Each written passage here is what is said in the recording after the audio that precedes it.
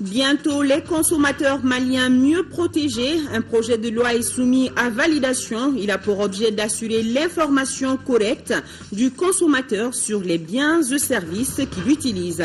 La célébration de la femme continue sur l'ORTM. Ce soir, zoom sur les pionnières des femmes ingénieurs sorties de l'ENI. Elles sont Maïga Fatoumata Sorona, Gakou Salamata Fofana et Traoré Fanta Kenen. Un dossier signé Lamine Tchekoura Koulibaly à retrouver en fin de journal. Et nous avons un invité sur ce plateau en la personne de Adama Moussa Guindo. Il est le président de la Commission nationale de lutte contre les incendies dans les marchés. Mesdames et messieurs, bonsoir. Merci de nous recevoir chez vous. Bienvenue à ce journal. Le président de la République, Ibrahim Boubacar Keïta, a reçu cet après-midi en audience l'ambassadeur de l'ordre souverain de Malte près la République du Mali au centre des échanges. La situation humanitaire du Mali a noté que l'ordre de Malte apportera dans les tout prochains jours une assistance humanitaire à notre pays.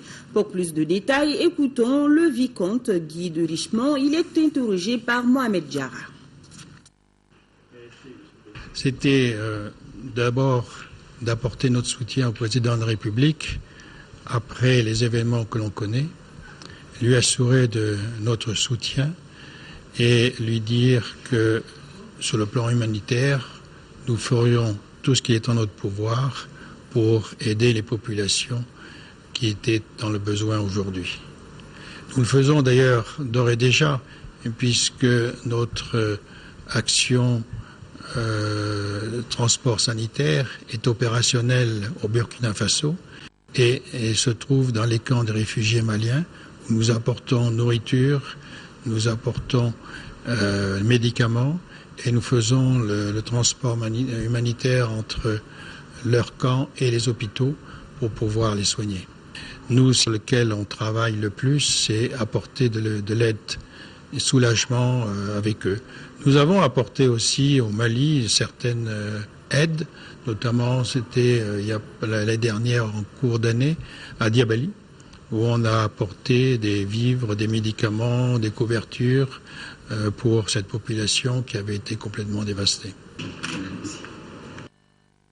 Les femmes écrivaines d'Afrique étaient ce samedi les invitées à déjeuner de la première dame du Mali. Ce fut un moment de rencontre et d'échange autour de mets africains. Keïta Aminata Maïga a salué le courage de ses sœurs dans la résolution des conflits à travers leurs plumes.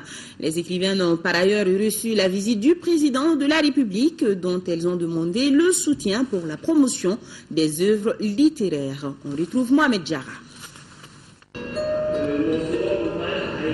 Les amoureuses de la plume dans la salle des banquets de Koulouba, c'était pour répondre à l'invitation de la première dame du Mali. Keïta Aminata Maïga a ainsi réuni pour la toute première fois dans l'histoire les femmes écrivaines d'Afrique. Une manière de magnifier les femmes en cette veille du 8 mars. Le Mali sort d'une crise, tout le monde le sait, mais nous savons aussi que dans presque beaucoup de pays, en tout cas de notre continent, nous sommes en crise. Et vous avez la plume. La plume est belle, la plume peut être dangereuse aussi parce que nous sommes dans des pays où la population est souvent analphabète et souvent nous traduisons, nous sommes des pays, en tout cas le Mali est un pays oral. Donc quelque part, vous avez cette lourde charge d'éducation. Moi je donne une importance très capitale à l'éducation, je pense que c'est la base de tout. Il faut que nos enfants puissent être éduqués, qu'ils puissent aller à l'école. Et souvent, c'est vouloir. Moi, je dis, quand on veut, on peut. Les femmes, d'une manière générale, jouent un rôle important dans la résolution des conflits. C'est conscient de cela que le président de la République est venu féliciter et encourager les écrivaines d'Afrique. Des points de main, il y en a eu et elles seront sans doute longtemps gravées dans la mémoire des uns et des autres. Les femmes africaines ont saisi l'occasion pour solliciter le soutien du couple présidentiel pour la promotion de leurs œuvres. Je voudrais d'abord la remercier pour la surprise qu'elle nous a faite, que le président a relevé encore en venant nous saluer. Et surtout, nous lui avons confié nos sœurs maliennes écrivaines en espérant que par son action, elle va soutenir leurs œuvres, elle va faire connaître leurs œuvres et surtout que nous allons faire circuler le livre des femmes africaines dans la sous-région Afrique de l'Ouest. D'habitude, nous savons que les fêtes de la femme, c'est surtout la fête, on danse, on mange et puis on se sépare. C'est vraiment la première fois qu'on a l'occasion de réfléchir sur la contribution de la femme dans la paix. Et nous pensons que le fait que la première dame nous ait accueillis à bras ouverts, vraiment de façon spontanée, c'est un exemple que le Mali donne pour l'Afrique de l'Ouest. Nous, en tant que femmes africaines, on attend d'elle qu'elle nous soutienne, qu'elle nous aide à promouvoir nos œuvres, qu'elle nous aide même à l'édition, au niveau de l'édition, si c'est possible. La première dame a reçu des exemplaires de certaines œuvres, un geste qui vise à inciter les cadres africains à s'intéresser davantage aux œuvres littéraires du continent. Une démarche qui a bien son sens car, comme le disait Nelson Mandela, une nation qui lit est une nation qui gagne. À suivre au cours de ce journal, l'ouverture du colloque des femmes écrivaines d'Afrique sur la paix et la réconciliation. Les femmes et filles violentées pourront bientôt avoir recours à une ligne verte. Le ministre de la Famille, de la Promotion de la Femme et de l'Enfant a annoncé la nouvelle au cours d'une rencontre avec la presse ce matin, occasion pour Sangaré Lumumba de rappeler les objectifs de la Journée internationale de la femme, 21e édition. Le reportage de Ramata Kounati. Le ministre en charge de la promotion de la femme a rencontré la presse pour annoncer les couleurs de la journée du 8 mars consacrée à la femme dans le monde. Cette année, la célébration de la femme sera riche en activités. Le programme de la journée prévoit diverses activités, dont une projection de films pour rendre hommage aux femmes pionnières, le témoignage d'une jeune entrepreneur, le lancement du concours de recherche sur la vie des pionniers et des pionnières, un montage poétique. Autre activité marquant la célébration de la femme, le lancement de la ligne verte sur les violences faites aux femmes et les journées de réflexion sur les œuvres des femmes écrivaines de l'Afrique de l'Ouest. Les festivités commémoratives vont s'étendre sur tout le mois de mars. Compte tenu de la situation du Mali, les activités sont organisées autour du thème paix et réconciliation, défis et enjeux pour une autonomisation accrue des femmes. Ici, l'accent est mis sur la place incontournable de ce groupe dans le processus de paix et de réconciliation. Au plan mondial, le thème 2014 est « L'égalité pour les femmes, c'est le progrès pour toutes et tous ». Ce thème vise à souligner combien l'égalité des sexes, l'émancipation des femmes, la pleine jouissance de leurs droits humains et l'éradication de la pauvreté sont essentiels au développement économique et social. Il met également l'accent sur le rôle primordial des femmes en tant qu'agents du développement. Oui, le 8 mars qui est célébré demain donc. Place de la République, le président de l'Assemblée nationale a reçu ce matin en audience l'ambassadeur de la République populaire de Chine au Mali. Le diplomate chinois a informé le président de l'institution de la tenue prochaine d'un atelier qu'il entend organiser à l'intention des parlementaires maliens et qui sera suivi d'une visite en Chine. Le diplomate à sa sortie d'audience est au micro de Amadou Sankari. Je profite de cette occasion pour informer M. le Président de l'Assemblée nationale que nous allons organiser un séminaire pour les députés maliens qui va visiter en Chine, échanger des points de vue avec les collègues de notre Assemblée nationale et visiter les lieux qui intéressent les députés maliens. Le Mali est dans la phase qui peut concentrer toutes les ressources pour la reconstruction et qui peut obtenir une stabilité, et ça c'est notre souhait. Le président du Haut Conseil des collectivités, lui, a reçu une délégation de WaterAid en mission dans notre pays. Au menu des échanges, partage d'expériences, opportunités de financement de projets dans les collectivités de notre pays. Le directeur international des programmes de WaterAid à sa sortie d'audience au micro de Fatoumata Kouni. On a aussi discuté des différents défis auxquels ils sont confrontés pour l'accès à l'eau potable et à l'assainissement. Nous voyons que, par exemple, seulement 64% des Maliens ont accès à l'eau et seulement 22% des Maliens ont accès à des services d'assainissement. Et ceci doit être amélioré. L'accès au financement, qui constitue un problème majeur. Nous savons que sans bon financement, sans financement adéquat, nous ne pourrons pas relever les défis. Nous avons également discuté de la coordination. Il faut qu'il y ait une bonne coordination entre les différents départements ministériels et entre les différents niveaux du gouvernement et des autres partenaires. On a également discuté du problème de l'amélioration des capacités. Les capacités doivent être améliorées pour que nous puissions atteindre nos objectifs. On a besoin d'améliorer les capacités techniques. Il faut que les projets et les programmes soient techniquement viables, bien montés, bien mis en œuvre afin qu'on puisse assurer la durabilité. Good progress are still lying.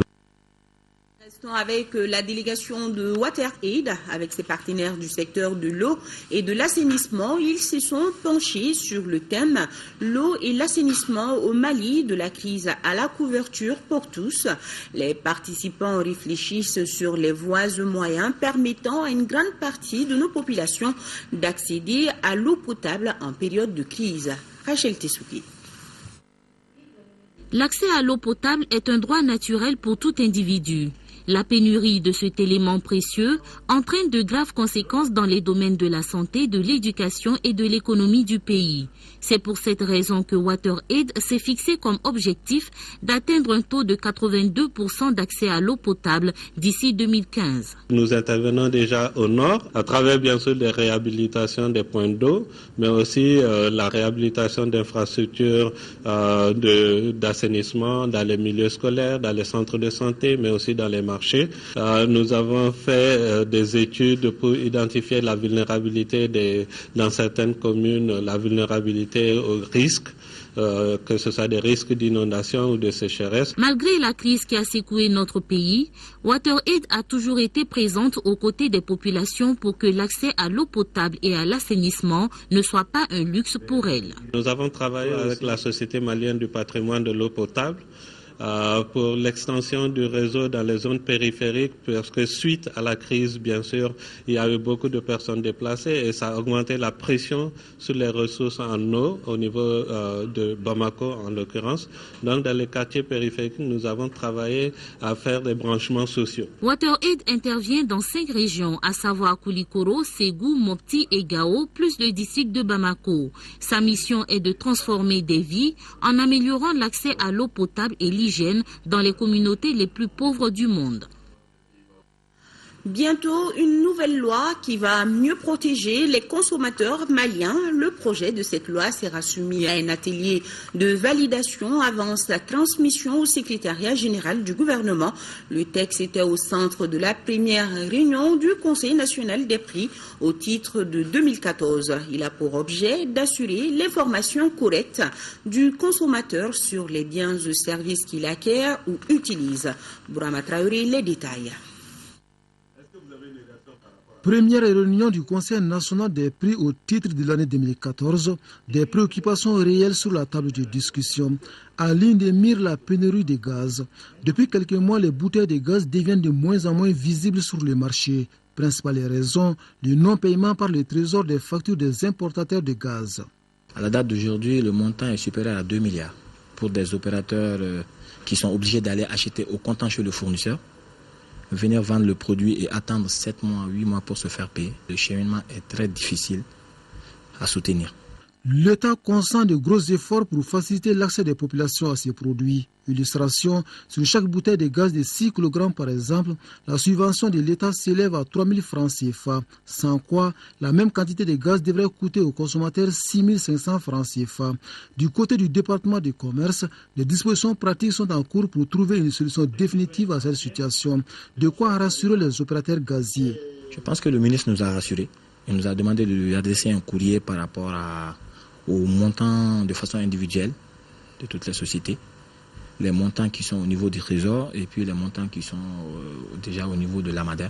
Si ce n'est pas une première, c'est en tout cas une étape importante que viennent de franchir le ministère du Commerce et les associations des consommateurs du Mali. Un projet de loi sur la protection des consommateurs. Le texte vise à assurer l'information claire du consommateur sur les biens et services qu'il acquiert ou utilise. Il fixe également les conditions et procédures relatives à la réparation des préjudices subis par le consommateur. Ce projet sera soumis à un atelier de validation avant que le débat ne s'engage dans le processus d'approbation gouvernementale. Dernier point évoqué à la réunion du Conseil national des prix, la situation des produits de large consommation tels le sucre. Constat, les différents marchés du pays sont bien approvisionnés et les prix restent stables. Nous souhaitons que ça continue ainsi, que le gouvernement fournit en collaboration avec les importateurs pour qu'on continue toujours à ravitailler correctement le sucre. La consommation annuelle du Mali en sucre est estimée à 250 000 tonnes selon les statistiques du ministère du Commerce. Une consommation qui dépasse largement la production nationale actuelle, estimée à 55 000 tonnes.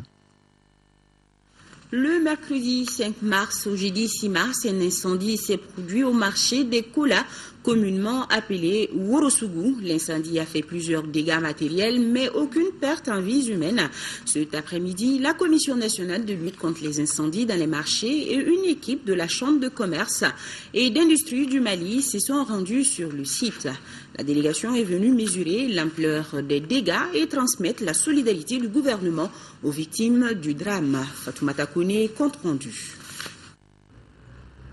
Dans la nuit du mercredi 5 mars, le marché de Kola a été pour la deuxième fois victime d'incendies qui continuent de consumer les lieux. Situation qui a marqué les esprits de tous les Maliens, surtout les commerçants de Worosougou. Catastrophe naturelle certes, mais à qui la faute? Pour le savoir, autorités et populations sont mobilisées pour dégager les responsabilités. C'est pourquoi depuis cet événement, le ministère en charge du commerce accompagné de ces démembrements n'a cessé de dépêcher des équipes sur le lieu des dégâts. En ce vendredi, la Commission nationale de lutte contre les incendies dans les marchés et la Chambre de commerce et d'industrie du Mali constatent une situation récurrente et propre à tous les marchés de Bamako. Problèmes d'engorgement du marché, branchements anarchiques sont sans nul doute à l'origine de ce sinistre. Le débat est ainsi lancé. Qui blâmer et que faut-il faire pour éviter de tels événements désastreux? Et je vous le disais tantôt, nous avons un invité dans ce journal. Il s'agit de Adama Moussa Guindo. Il est le président de la Commission nationale de lutte contre les incendies dans le marché. Bonsoir, monsieur Guindo. Bonsoir. Bienvenue sur le plateau de notre 20h. Alors, la première question que j'ai en tête, c'est de savoir qu'est-ce qui est à l'origine de ces incendies. Elle vient d'en citer quelques-uns, mais qu'est-ce qui est à l'origine selon vous? Je vous remercie. L'origine des incendies, les gens citent beaucoup le courant, l'électricité, mais les causes d'incendie sont nombreuses et diverses. Les premières causes, ce sont les feux nus ou feux ouverts, c'est-à-dire les charbons ardents, les mégots de cigarettes, les fournaises qui se trouvent au niveau des marchés, ceux qui font du thé, etc. La seconde cause, c'est effectivement les courts-circuits dus au branchement anarchique sur le réseau DDM. Voilà.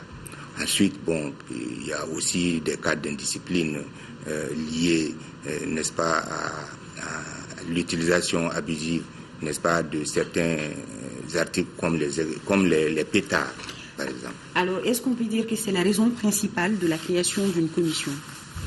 Ce n'est pas la raison principale. La raison principale, c'est que un incendie de marché est très dommageable pour l'économie nationale. Vous savez, le marché, c'est un lieu où s'effectuent les échanges de biens entre les populations.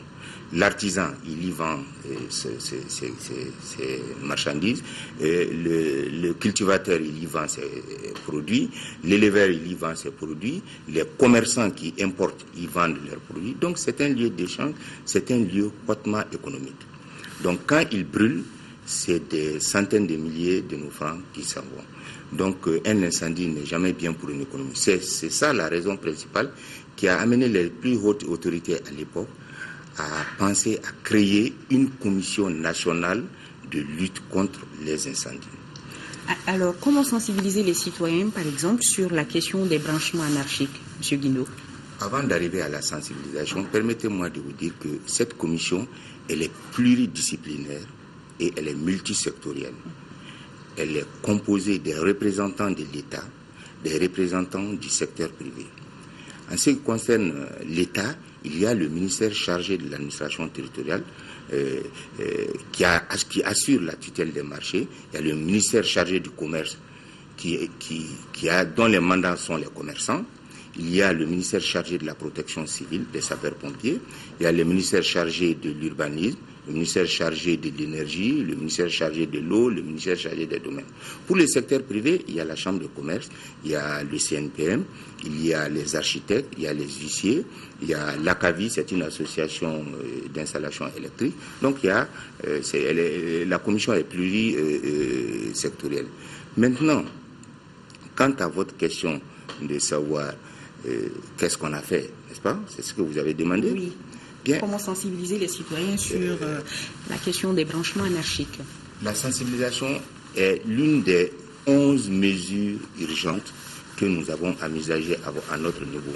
Ces 11 mesures feront l'objet d'une communication au gouvernement à travers notre ministre. Donc c'est tout un pan, c'est toute une stratégie de communication. Mais parmi ces mesures, je voudrais m'étendre surtout sur les mesures urgentes que nous souhaitons proposer. Il s'agit premièrement du désengorgement des voies d'accès à nos marchés. Prenez le cas le plus récent, le marché de Médine. Mais les sapeurs-pompiers sont arrivés, ils n'ont pas pu accéder au foyer de l'incendie parce qu'il n'y a pas de voie d'accès, il n'y a pas de circulation à l'intérieur de ce marché, ni au marché rose, ni au marché d'Ibida, ni au marché de Médine. Ça, il faut constater là ça. Deuxième mesure que l'on veut prendre, c'est certainement la vérification des branchements électriques. Il faut que les branchements électriques dans les marchés se fassent dans les normes. Il faut que les marchés soient construits conformément aux normes. Les branchements électriques et les constructions des étals, des stands, des magasins, des boutiques, il faut les faire dans les normes. Troisième mesure urgente, il s'agit, vous savez, chaque fois qu'il y a un incendie, on commet un huissier, et puis il y a des notaires, on fait des enquêtes, et la catastrophe est estimée à des centaines de milliers, voire même des millions et des milliards. Au marché de Médine, ça avoisinait le milliard. Mais les commerçants ne sont pas assurés. La mairie doit assurer ses magasins, ses étals et ses boutiques. Ce n'est pas fait. Est-ce que la commission intervient pour le dédommagement des victimes d'incendies graves? C'est là où j'en viens. À chaque fois qu'il y a un incendie, les autorités viennent, évidemment, c'est normal, c'est leur travail de tous les jours. On vient en aide aux sinistrés. On apporte une petite aide. Mais si les commerçants avaient souscrit à une police d'assurance, si la mairie avait assuré ses locaux, je pense que beaucoup serait fait dans ce cadre-là du dédommagement. Alors, M. Guindo, rappelez-nous quelques missions et objectifs de votre commission. La mission fondamentale assignée à notre commission, c'est justement de réfléchir tout de suite aux mesures urgentes dont je viens d'entamer et de les proposer au gouvernement. Ça, on l'a déjà fait. Oui. Et la seconde mission fondamentale, c'est d'actualiser notre plan de lutte contre les incendies. Parce qu'au ministère du Commerce, il y a déjà un plan national de lutte contre les incendies. Il s'agit d'actualiser ce plan et ensuite de le proposer au gouvernement et à ses partenaires. Alors, M. Guindo, une dernière question. Quel appel lancez-vous à la population pour que cessent ces incendies? L'appel que je lance, c'est le civisme. C'est faire sens du civisme. Vous savez, quand quelqu'un entre dans un marché, il se met à fumer, il jette le mégot. Il faut que la population se rende compte que cet acte à lui seul peut entraîner la perte de millions. Il peut entraîner un incendie. Ou le thé. Oui. Ou par exemple les galettes, les brochettes qu'on vend dans les marchés. Où vous oubliez d'éteindre votre fourneau, il y a un petit vent et paf, le dégât est vite arrivé. Ou alors, l'énergie, vous demandez à l'énergie de venir brancher son compteur. L'énergie vient brancher son compteur. Vous, ensuite, vous mettez des sous-compteurs de façon anarchique. Et à chaque fois, vous branchez d'autres petits objets et il y a un court-circuit que vous ne maîtrisez pas. Et ça se fait la nuit où il n'y a personne pour alerter les gens et les dégâts est vite partis. Donc, l'appel que je lance à la population, c'est de veiller à ce que les installations électriques obéissent aux normes, qu'on s'installe de façon disciplinée dans les marchés et qu'on laisse les voies de circulation et d'accès au marché. Même quand il y a un sinistre, il faut que les sapeurs-pompiers puissent intervenir et pour minimiser les dégâts. Et ensuite, ne pas jeter le feu ouvert un peu partout dans les marchés. Monsieur Guindo. Oui. Merci. Merci bien. Et je vous rappelle que Monsieur Guindo, c'est le président de la Commission nationale de lutte contre les incendies dans les marchés. Il était l'invité de ce journal. Le ministre de l'Énergie et de l'Hydraulique a effectué une visite de 48 heures en 4e région. Objectif, s'enquérir de l'état d'avancement des travaux d'approvisionnement en électricité des localités rizicoles de San, Nyono et Makala. On fait le point avec nos envoyés spéciaux à Lucéine Touré et Djeli Maranjapati. Deux grands groupes d'une puissance de 1750 kW chacun, soit une capacité qui dépasse de loin les besoins de la ville de San. Le ministre a visité le chantier d'installation de ce matériel qui va booster l'économie locale. Cette installation qui est en cours permettra à la ville de San de tripler sa capacité de production. San est un enjeu pour nous parce qu'en plus de l'alimentation de la ville, nous avons une zone rizicole qui est alimentée aussi par des pompes dont le fonctionnement dépend de la disponibilité de l'électricité. Il y a un certain temps, il y avait des difficultés d'approvisionnement. L'association des agriculteurs avait beaucoup d'inquiétudes. Donc j'étais venu aussi me rassurer que leur contre-saison de cette année sera satisfaisante. À Nyono, Pointa, Markala et Pelengana, il s'agit des installations pour l'interconnexion qui, à terme, va permettre à la zone rizicole de jouer pleinement son rôle de grenier du pays. La mise en service de ce poste va apporter beaucoup d'avantages pour la localité. D'abord, il y a l'augmentation du taux de desserte. Nous avons des localités comme Sansandeng, Massina, Douabou, Srebala, Dogofri, Kolongotumo, jusqu'à Djabali. Toutes ces localités sont prévues d'être accordées à partir de ce réseau.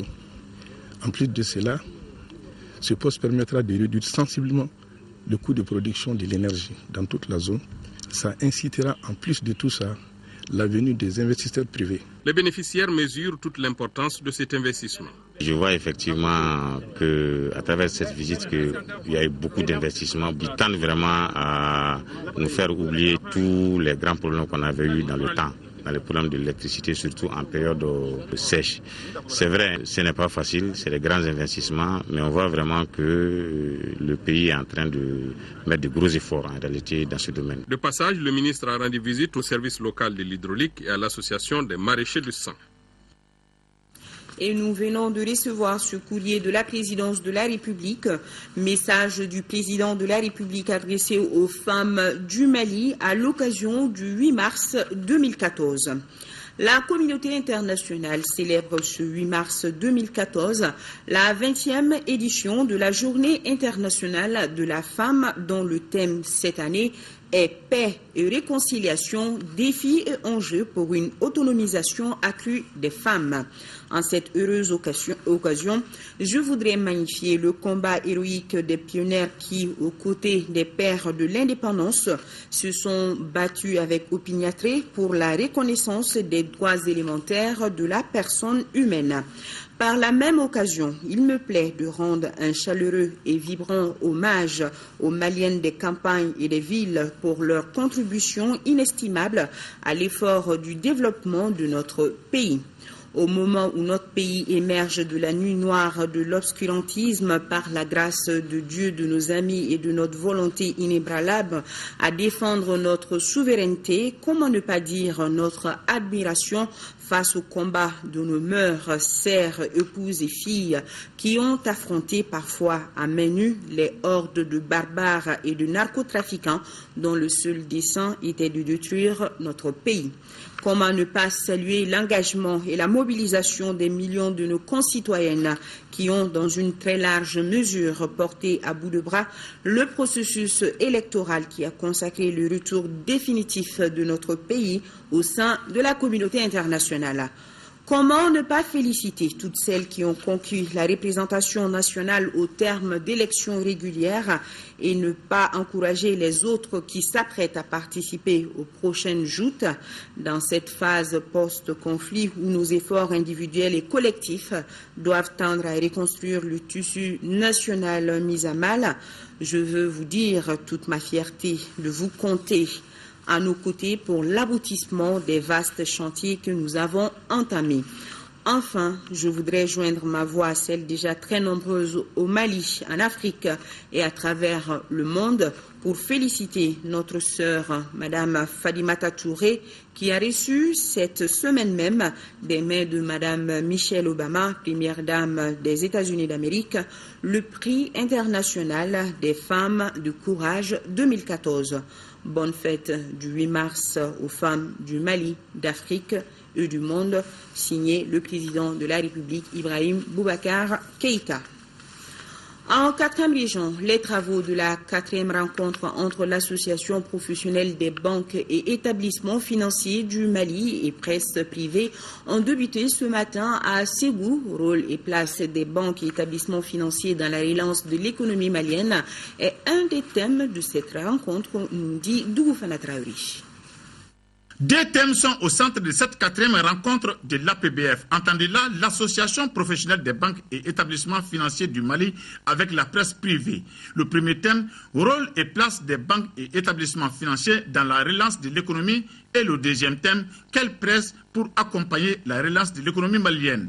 Les banques et établissements financiers du Mali sont conscients de l'état actuel de notre économie. C'est pourquoi toutes les opportunités sont bonnes pour relever les défis. L'APBF fonde beaucoup d'espoir sur les présentes assises pour véritablement concrétiser un cadre de dialogue et de partenariat dynamique et durable avec les organes de presse de notre pays pour assurer l'information, la sensibilisation et l'éducation financière des populations.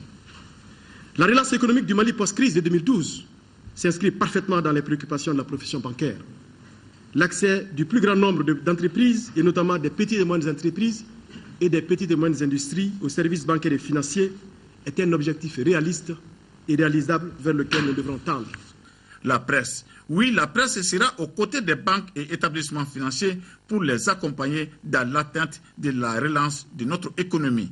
La presse se félicite encore une fois du maintien de ce cadre de rencontres et d'échanges et nous espérons que, comme par le passé, de nos rencontres sortiront des résolutions qui permettraient à la presse d'avoir plus de contacts avec les banques, d'avoir plus de relations.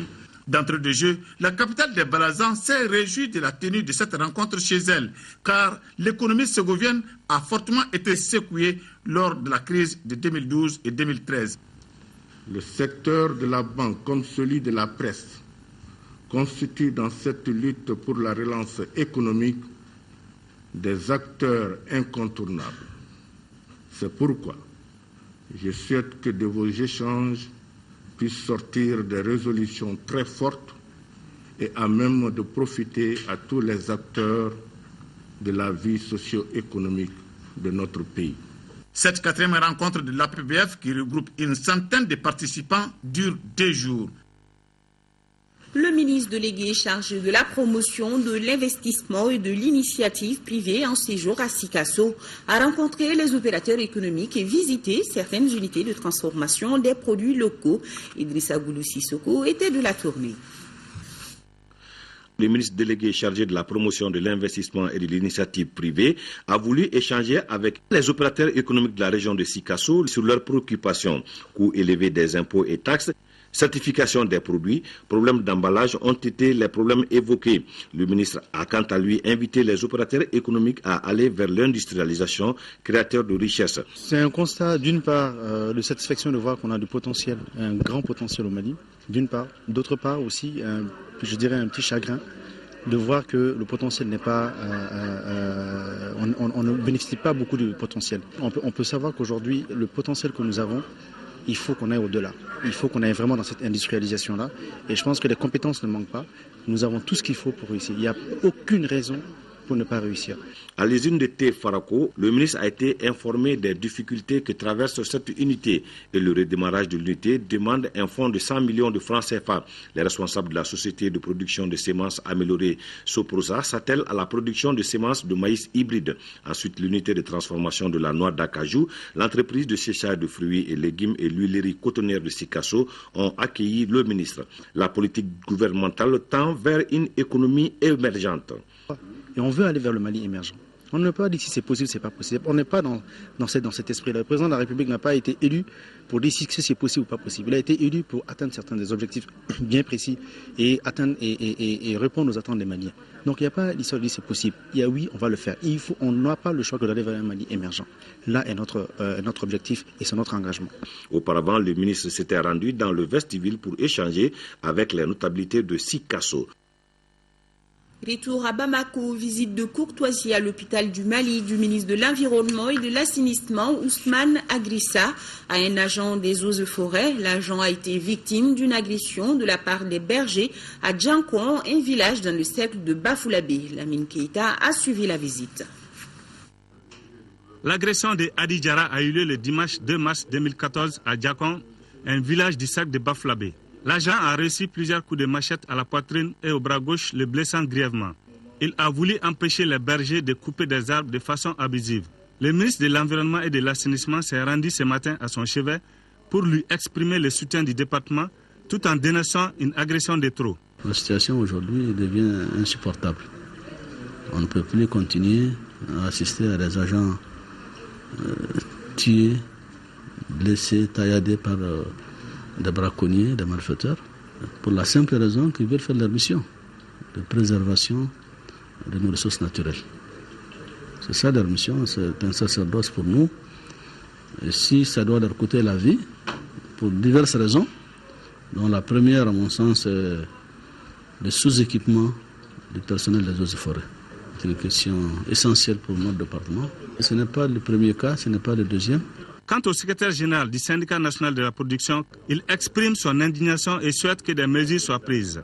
Je suis indigné, nous sommes indignés face à l'agression sauvage par des gens sans foi de l'agent Hadi Diarra. L'administration et nous, syndicats, représentants des travailleurs, interpellés par la nécessité de prendre des mesures pour combler un vide juridique. Il n'y a aucune disposition législative ou réglementaire pour prendre en charge les fonctionnaires victimes d'accidents de travail. C'est le 6e cas d'agression dont sont victimes les agents des eaux et forêts, avec un cas de mort depuis le début de l'année. Le syndicat a remis une enveloppe symbolique aux blessés dont les jours ne sont pas en danger. L'organisation du 12e congrès de l'UNTM devant aboutir au renouvellement de son bureau exécutif fait débat au sein de cette centrale syndicale. Les membres de cette commission ont rencontré la presse ce matin à la Bourse du Travail. Les détails, c'est avec Daouda Sidiki Diarra. Pour informer l'opinion publique sur la situation que vit cette centrale syndicale et l'évolution des préparatifs du prochain congrès, 9 syndicats de l'UNTM sur 13 ont rencontré la presse. Le mandat du bureau exécutif national actuel qu'il dirige a pris fin depuis août 2011.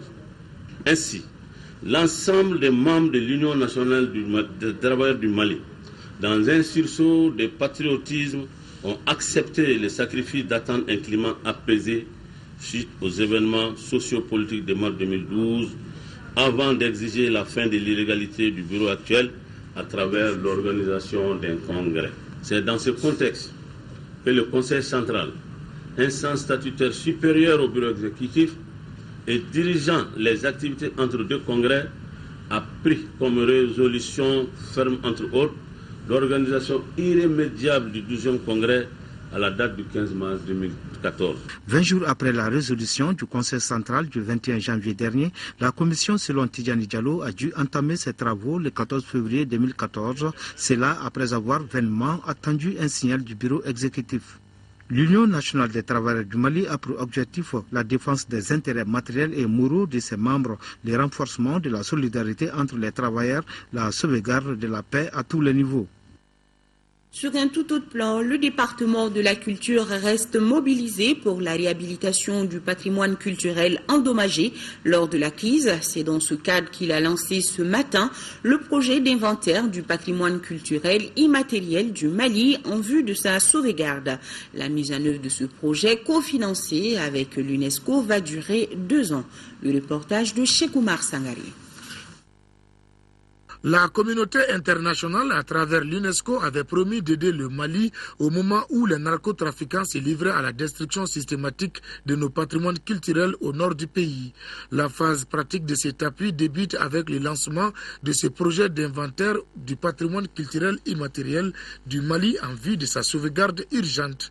Un projet cofinancé par le gouvernement du Mali et son partenaire UNESCO. La cérémonie qui nous réunit ce matin s'inscrit donc dans le contexte global des actions engagées par le gouvernement du Mali et ses partenaires techniques et financiers pour la réhabilitation du patrimoine endommagé dans les régions du nord du Mali.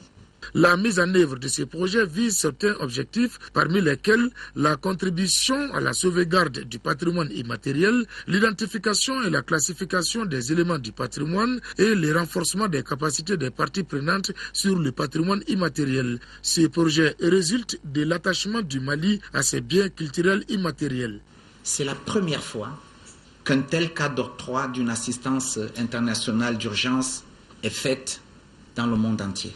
Et si cela est au Mali, c'est parce que ce patrimoine culturel est si important. Et dans le contexte de reconstruction de votre pays, Monsieur le ministre, je suis heureux de souligner que vous avez eu raison de mettre cette action parmi les priorités de votre département ministériel. Cette cérémonie de lancement a été jumelée à la célébration de l'inscription des pratiques et savoirs liés à l'IMSAD des communautés touareg du Mali, du Niger et de l'Algérie sur la liste représentative du patrimoine culturel immatériel de l'humanité. L'IMSAD est un violon joué par les femmes touareg. Allez, du sport, football, compétition africaine des clubs. L'AS Real joue demain samedi son match retour des 16e de finale de la Ligue des Champions contre Enemba du Nigeria. Victorieux à l'aller 2-1, l'AS Real de Bamako est bien parti pour se qualifier. Cependant, Al Jumatina nous dit que la prudence doit être de mise chez les Scorpions de Bamako qui se sont entraînés au stade du 26 mars. Oublier la rencontre de l'aller au Nigeria et considérer celle de ce samedi comme le match de la survie. C'est le discours que tient l'entraîneur de l'AS Real à l'endroit de ses protégés. Pour Noum Diané, il n'y a pas lieu de faire la fanfaronnade, car la victoire 2-1 chez Enyimba. C'est un match de football, je pense qu'il faut oublier le match aller. Je pense que dans ce genre d'exercice, je pense qu'on ne peut pas se permettre de se dire voilà, que nous avons gagné au match aller. Je pense que le plus important, c'est de tout faire quand même pour se qualifier à Bamako. Et ça passe forcément par un bon match, par un match où soit on gagne ou soit on ne perd pas. Voilà. Donc il faut oublier le match aller. Les Scorpions savent que l'éléphant du peuple, autrement dit Enyimba, aura à cœur de prendre sa revanche. Il faudra alors se mettre à l'abri de toute pression, pouvant permettre aux joueurs de donner la quintessence de leur football. C'est souvent compliqué après tout ce qui se passe autour de l'équipe. Et vous comprenez, aujourd'hui j'ai préféré m'entraîner ici, m'entraîner au 26 mars parce que réellement, et par rapport à l'environnement, c'est souvent difficile. Et le jour du match aussi, il y a une pression énorme, quoi. Voilà, c'est toujours concentré pour pouvoir faire un bon résultat ici, quoi. On est très conscient de ça. Bon, ils vont venir jouer de tout pour le tout. Ils vont tout donner parce qu'ils doivent gagner, s'ils doivent marquer 2 buts en plus. Quant à nous, on va suivre les consignes du coach. On a besoin du public parce que là, comme vous le voyez, on est déjà en faveur. Donc ici, on a besoin de notre supporter pour nous galvaniser encore et pour avoir la qualification. Le moins qu'on puisse dire, c'est que l'AS Real est au grand complet et n'a d'autre ambition pour le moment, si ce n'est de franchir le cap de ce samedi contre Enyimba du Nigeria. Bonne chance à l'ASREAL. L'amphithéâtre de l'Université des Lettres et des Sciences Humaines de Bamako abrite depuis ce matin les travaux du premier colloque sur la littérature féminine. Le dit colloque se veut une journée de réflexion sur les œuvres des femmes écrivaines de l'Afrique de l'Ouest. Nando Damele, compte rendu. Elles sont du Burkina Faso, de la Guinée-Conakry, du Sénégal et bien sûr du Mali à prendre part à ce premier colloque sur la littérature féminine. Colloque qui s'inscrit dans le cadre de la célébration du 8 mars, Journée internationale de la femme. Ce colloque international sur la littérature féminine est une grande première au Mali pour commémorer la Journée internationale des femmes, tenue chaque année le 8 mars. Au-delà de l'hommage rendu à la femme en général, il s'agit de célébrer les femmes écrivaines en particulier. Cette cérémonie se tient à la veille du 8 mars, que nous allons tous et toutes célébrer demain. C'est la Journée internationale de la femme. Le thème du colloque, contribution des écrivaines dans la consolidation de la paix en Afrique de l'Ouest, cadre parfaitement avec celui de cette 20e édition de la Journée internationale de la femme, à savoir paix et réconciliation, défis et enjeux pour une autonomisation accrue des femmes. Oui, de paix et de réconciliation, il en faut pour le Mali, notre pays qui revient de si loin. Le Mali a besoin de paix pour enclencher le processus de développement économique et culturel qui avait connu un coup d'arrêt. De réconciliation, il en faut au tissu social malien afin de renouer avec notre convivialité d'antan. Qui d'autre, mieux que les femmes, pourrait relever le défi de remettre le Mali, notre pays, en selle?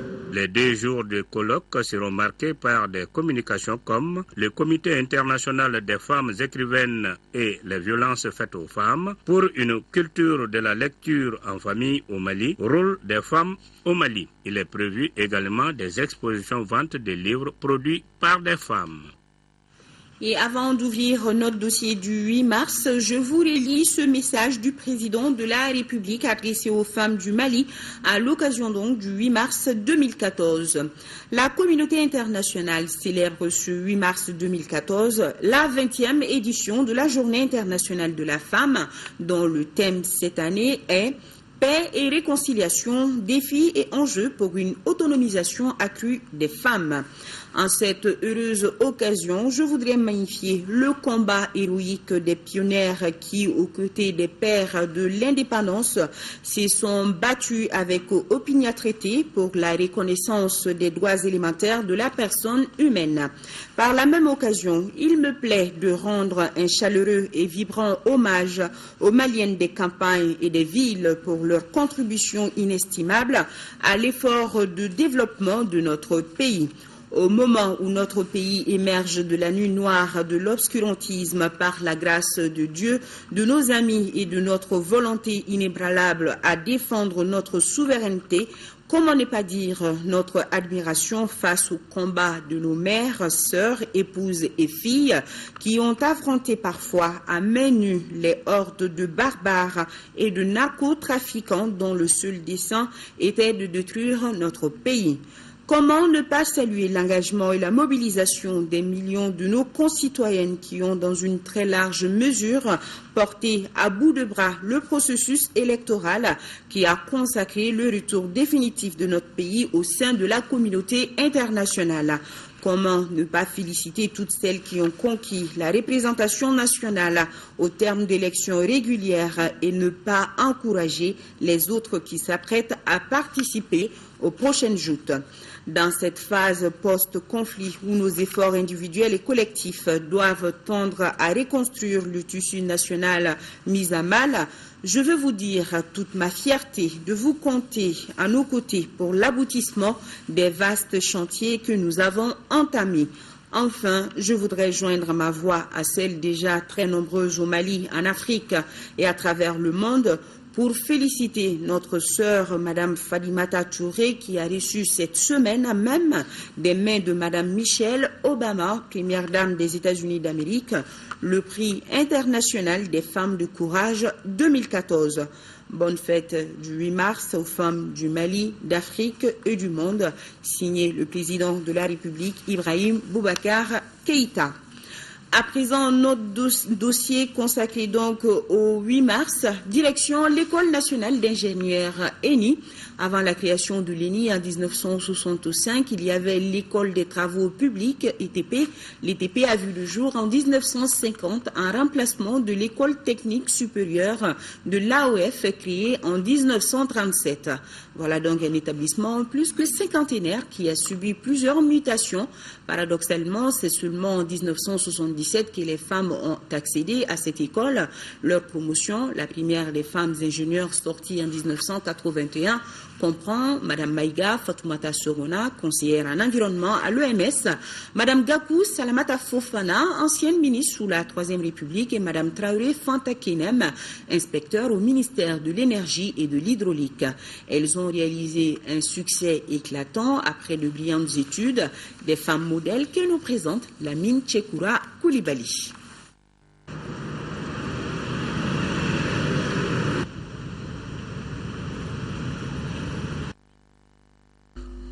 Voici une de leurs photos de groupe. Fatoumata Sorona, Salamata Fofana et Fanta Kenem posent ici juste après que le jury les a déclarées admises à l'examen de sortie de l'École nationale d'ingénieurs, option génie civil, promotion 1981. Elles y étaient entrées en 1977, après l'obtention du baccalauréat en série sciences exactes. À notre sortie, c'est qu'on nous a dit depuis 1939, nous étions la première promotion des femmes qui ont vraiment accédé à l'ENI. Même les étrangers, il n'y a pas eu de femmes. Nous en sommes fiers parce que nous ne sommes pas partis du Mali. Nous avons fait toutes nos formations au niveau national. En ce moment, il y avait quand même la qualité. Est-ce qu'il n'y a pas eu une discrimination positive en rapport avec ces filles? Non, pas du tout. Aucune discrimination. Parce que ici, ce qui était sûr, où elles passent, où elles sont exclues.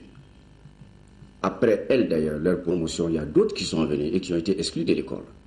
C'est-à-dire, dans cette école, il n'y a pas de discrimination de quelque nature que ce soit, ni sur la nationalité, ni sur le genre. Non, cela n'existe pas. Parce que les études d'ingénieur, vous le savez, ce sont des études extrêmement délicates. Nos pionnières ont entre 24 et 25 ans. Certaines sont déjà mariées et mères depuis leur deuxième année d'études. Nous nous sommes mariés assez jeunes.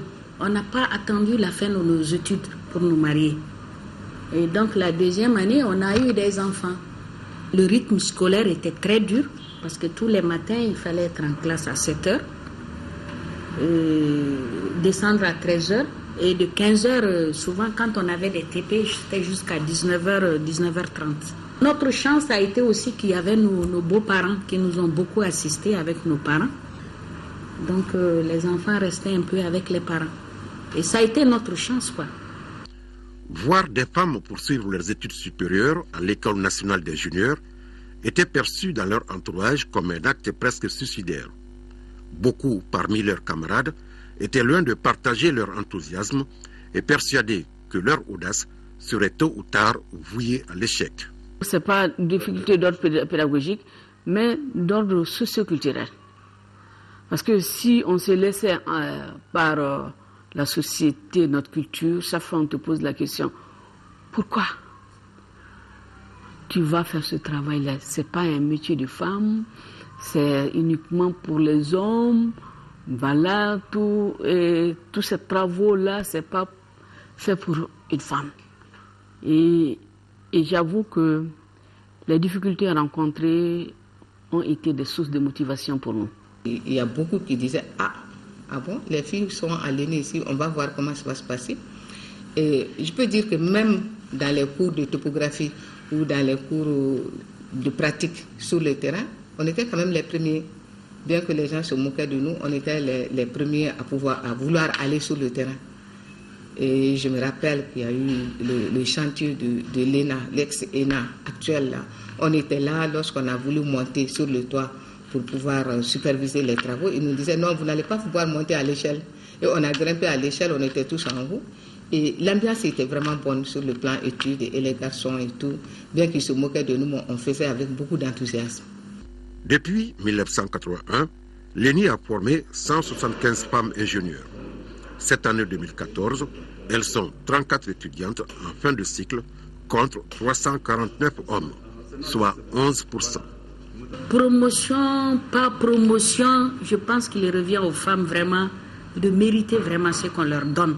Souvent, quand moi j'entends les femmes dire bon, il faut tant de quotas, ceci, cela. Moi, en tout cas, je n'ai jamais eu de problème avec les hommes.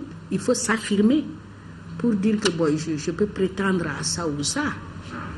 Ce n'est pas parce qu'on est femme qu'il faut forcément qu'on nous donne vraiment des postes de responsabilité. Si vraiment on n'est pas en mesure de le faire, moi, vraiment personnellement, je n'ai rien contre. Je me demande, il faut s'affirmer d'abord pour mériter ce que l'on te donne. Fatoumata Sogona, Salamata Fofana et Fanta Kenem ont donc ouvert la brèche. Et comme dit l'adage, c'est le premier pas qui coûte. Elles ont osé les premiers pas, convaincues que leurs sœurs, leurs filles aujourd'hui et demain leurs petites filles suivront et dans le bon sens. Mesdames les ingénieurs, félicitations d'avoir été et d'être ce que vous êtes aujourd'hui. Voilà, on ne cessera de le dire. Hommage à vous, les femmes, et bonne fête. Et le ministre délégué en charge des affaires religieuses du culte communique. Le Mali vient de perdre un de ses illustres fils en la personne de El Hadj Youssouf Diaby, président de la Ligue des imams du Mali. Le natif de Wologuela, en Yélimané, a été chroniqueur de l'émission L'Islam à la radio du vendredi matin en Soninké depuis 1977. Il est l'un des tout premiers fondateurs de Médersa au Mali. El Hadj Youssouf Diaby s'est éteint hier jeudi 6 mars 2014 à l'âge de 92 ans à Badalabougou, Bamako. À cette occasion, le président de la République, le Premier ministre et son gouvernement saluent sa mémoire et présentent à la communauté musulmane et particulièrement à la Ligue des imams du Mali leurs condoléances attristées. Puisse Allah l'accueillir dans son paradis. Amen. Fin de ce journal, merci de l'avoir suivi. Bonne suite de programme. Demain, 20h, Ibrahima Djambélé et 13h, Kadiatou Kouni. Bonsoir à tous.